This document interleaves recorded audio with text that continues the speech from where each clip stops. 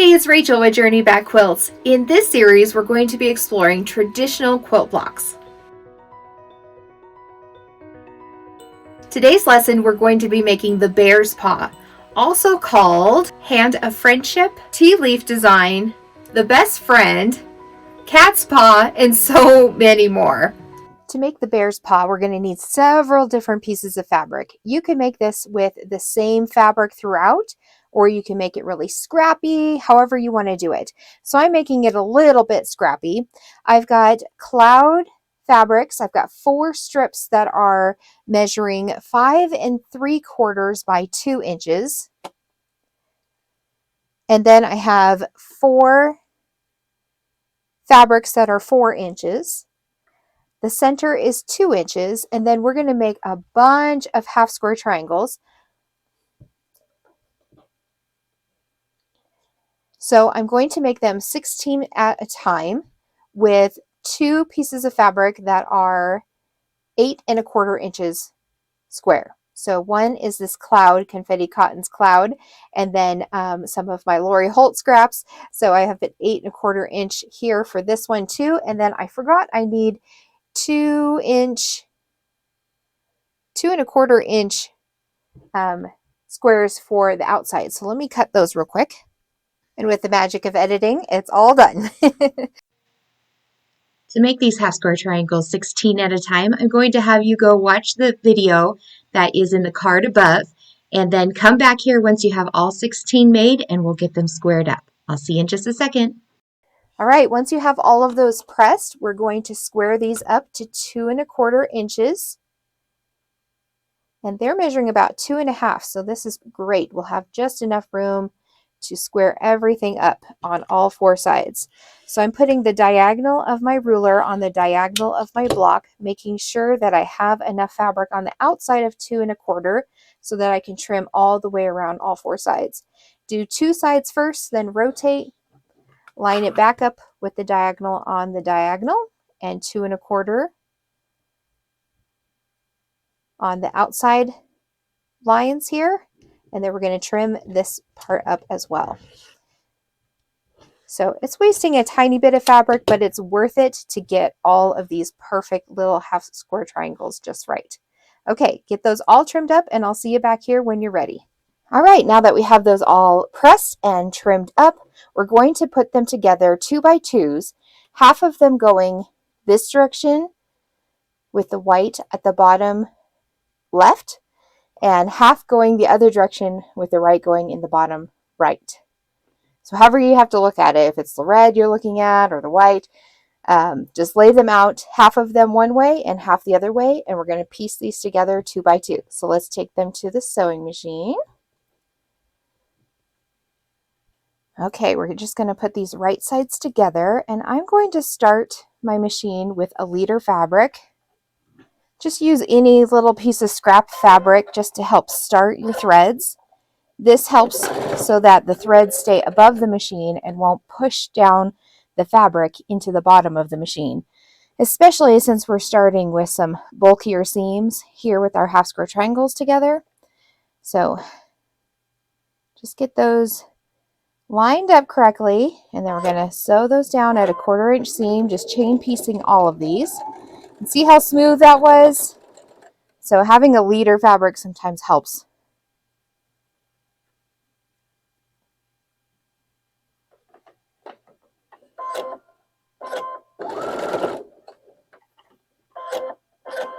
And if it still seems to get stuck, you can use this back piece just to gently help pull it through, just to keep those threads up above the machine, and that will help the needle catch the fibers instead of pushing them down into the machine.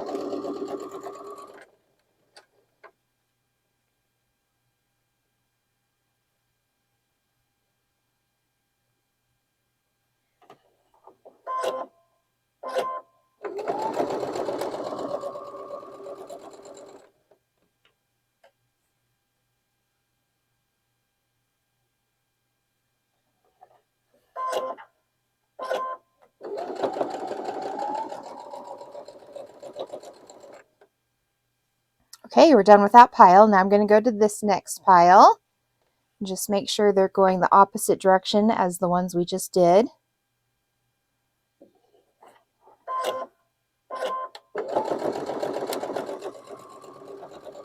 If your machine still seems like it's pushing down those fibers into your machine and nothing that I said so far is helping, then you probably need a new needle. A dull needle will just push into the fabric and not separate those fibers to pierce through it.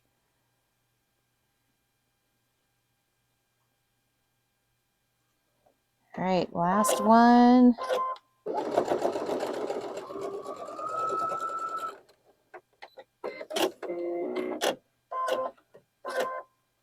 Now I'm going to clip apart all these connecting threads. I'm going to actually use my handy little cutting gizmo thing here. We sell things similar to this in our shop. If you need a thread cutter, the ones we have in our shop actually use your old rotary blade to put inside of it to reuse it as your blade. So, all right, let's go to the ironing board. And to help these blocks lay a little flatter, I'm going to open the seam because there's nothing here that needs to be nested to the next block. So this takes a little time, but just open that seam with your finger. Use the nose of your iron to wiggle down. And it helps if your other seams are going the same direction so that you don't flip them up. Okay, there we go. Give it a press from the top. And I'll see you back here once you're done getting all of those ironed. Once you're done pressing all of those, it's time to lay out our block. So our flying geese, the colored, is going to go towards this point on the outside.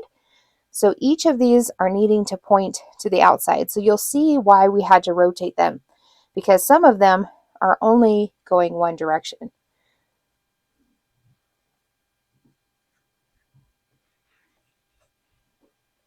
And then these ones are going opposite so that they can point into the center. Can you see our bear's paw taking shape? Isn't that so fun? Ta-da! Okay, so now we're going to focus on just this portion of each of the blocks. We won't worry about the sashing yet. So what we're going to do is take one of our 4-inch blocks and put our half square triangle on the outside. And then we're going to sew these 2 units together and do that to all 4 of them. Okay, so I'm just going to take my design board over there since I have everything laid out already, and we'll just put together that little 4 patch right there. Okay, I'm going to start with my leader fabric again, just in case. Just sew a few stitches on there. Then I'm going to put this right sides together with my 4 patch. Not my 4 patch, my 4-inch block. There we go. Sew that down at a 1/4 inch seam.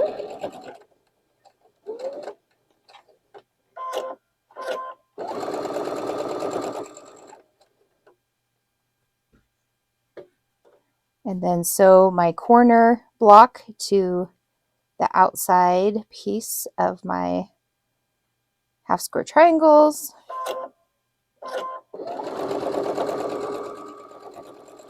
And I'm just going to chain piece all of these, doing the exact same step.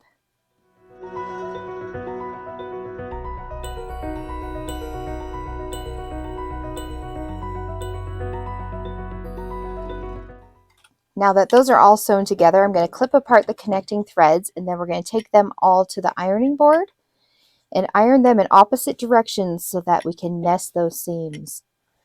Love it to get those perfect points. Okay, let's go to the ironing board. So I'm going to iron each of them going towards my half square triangles, each of them. So this is going to lay flat on the mat so that this can lay flat, and then we'll push that seam over into the half square triangles.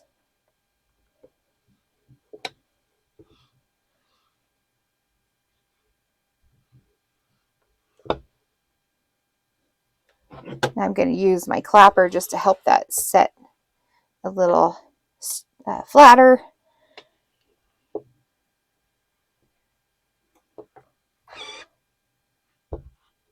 Okay, go ahead and do that to all 4 of these, and then I'll see you back here in just a second. Now when we take these back to the sewing machine, our seams are going in opposite directions, so we can nest that seam right here in the center. It'll just bump right into each other and we'll get that perfect point. Don't worry if the outside edges aren't lining up perfectly. We just want to worry about that center point, getting that perfected first, and we can trim up the rest after we're done with that. So let's take these back to the sewing machine. So before you sew it together, just make sure that it's laying the correct direction, that all of those half square triangles are going towards that corner block so that you can see the bear paw design in this block. And then we're going to nest those seams. So we're going to just butt that seam right next to the other. It's like they just kind of lock in place or give each other a little kiss. Just boop. And you'll be able to feel if it's nested on there, it'll be nice and smooth. You won't feel a giant bump or an empty space in the middle. And then just line up your raw edges. Don't worry if your outside edges aren't matched up perfectly. We can trim those up in a minute. We want to get those perfect points first. And I'm just going to chain piece all of these, double checking that they are lined up correctly first before I put them right sides together. Don't want any of her toes going in the opposite direction.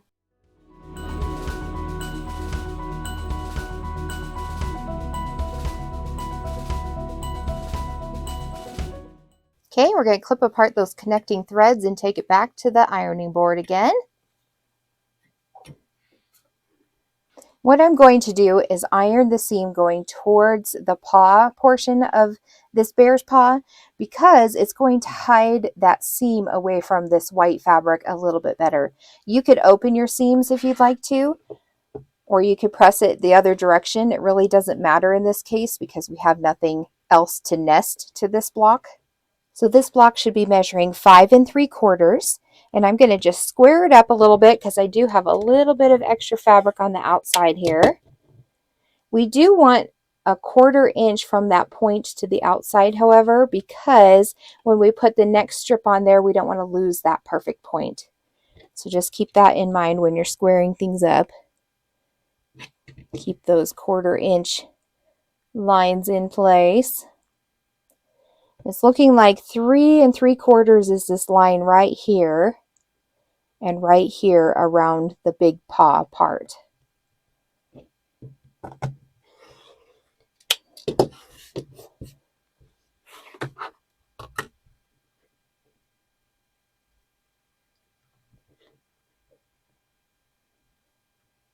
Looks good. So just double check all 4 of these real quick. All right, now we can lay our block out. So we're just going to lay it so that all of our bear paws are going out from the center. And I kind of had my fabric going in a direction, so I'm going to try to lay it back out that same direction so they're all still going the same way. There we go.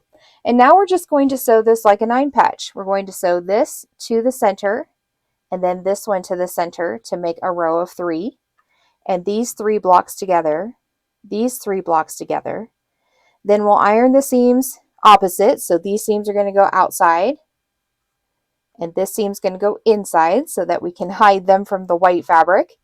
And then we'll be able to nest our seams here to get that perfect point. So let's take this to the sewing machine. So I'm just taking the top right block to the center, and I'm going to put those together.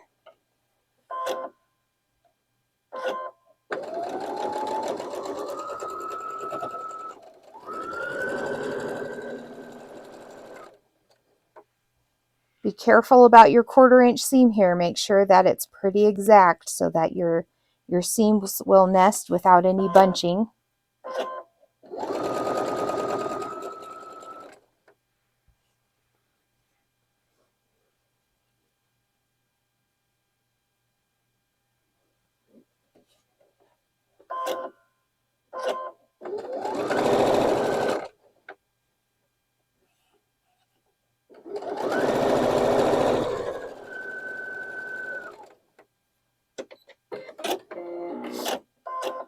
Now I'm going to clip apart those connecting threads and lay them back on my design board the way they were, and put the third block on the other side. Just making sure they're going the right direction before you put them right sides together.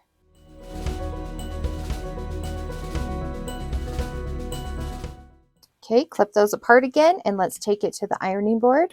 And like I said, we're going to iron towards the outside blocks, away from the center strip.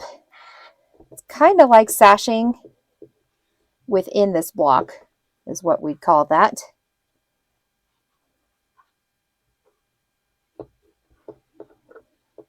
Same with the opposite side. We're going to iron that towards the outside.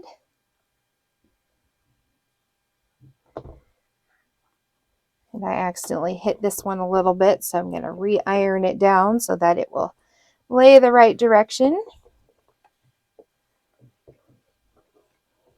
Beautiful. And then for the center strip, we're going to iron it towards the red block. So hit one side and then rotate to hit the other side.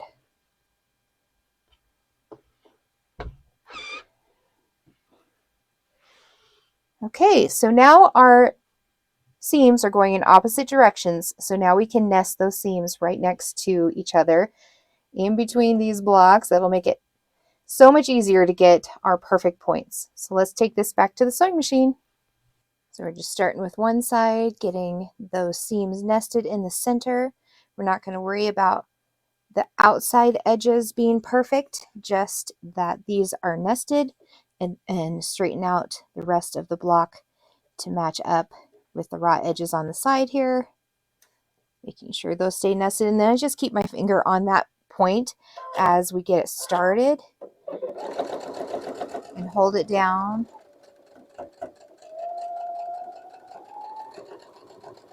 And then as soon as we get right past that point, we'll stop, readjust the next layer that needs nested, making sure that it is snug in place.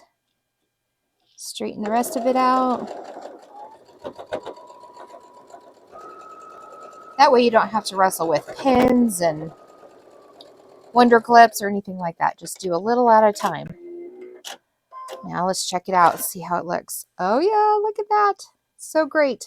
Okay, so I'm just going to finger press that, get it to lay flat so that we can get the next one on. And we're just going to nest those seams too. Just worrying about that first one for sure.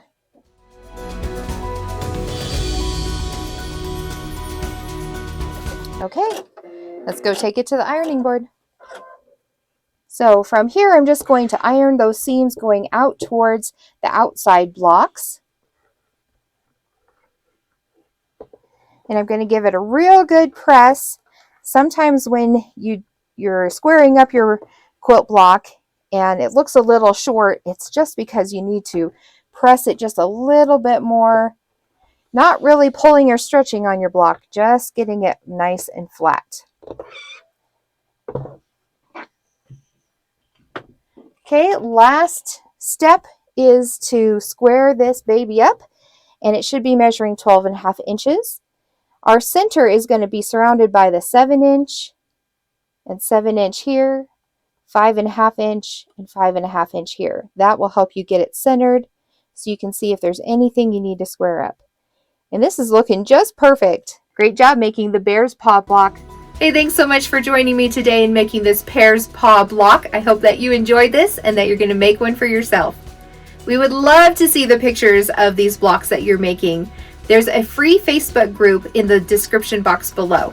If you would like more help in your quilting journey, I invite you to join our society, where you will get a library full of quilting tutorials, just like this one, to help you in your quilting journey. Next week, we will be making the carpenter star. I'll see you then. Hey, it's Rachel with Journey Back Quilts, and man.